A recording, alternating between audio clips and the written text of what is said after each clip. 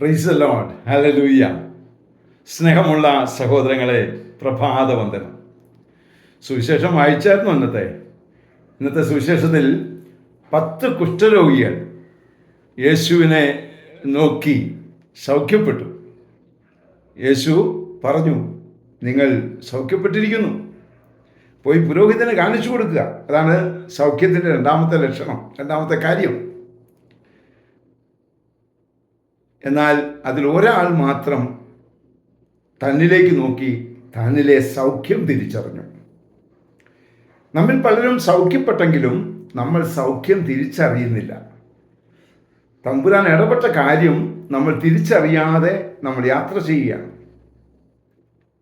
സ്നേഹമുള്ള സഹോദരങ്ങളെ, ആ തിരിച്ചു വന്ന വിജാതീയനെ പോലെ നമുക്കും തമ്പുരാൻ്റെ സന്നിധിയിലേക്ക് തിരിച്ചു വരുമ്പോൾ തമ്പുരാൻ സന്തോഷിക്കും.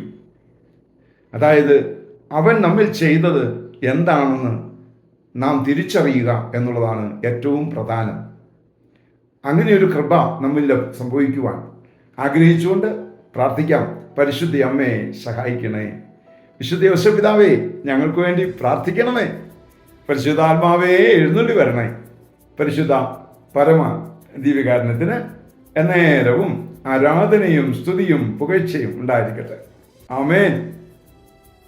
നമ്മുടെ കർത്താവായ യേശുക്രിസ്തുവിന്റെ കൃപയും പിതാവായ ദൈവത്തിന്റെ സ്നേഹവും പരിശുദ്ധാത്മാവിന്റെ സംസർഗവും സഹവാസവും സ്നേഹവും ശക്തിയും കൃപയും എല്ലാ അനുഗ്രഹങ്ങളും സമൃദ്ധമായി നിങ്ങൾ ഏവരോടും കൂടെ ഉണ്ടായിരിക്കട്ടെ, ഇപ്പോഴും എപ്പോഴും എന്നേക്കും.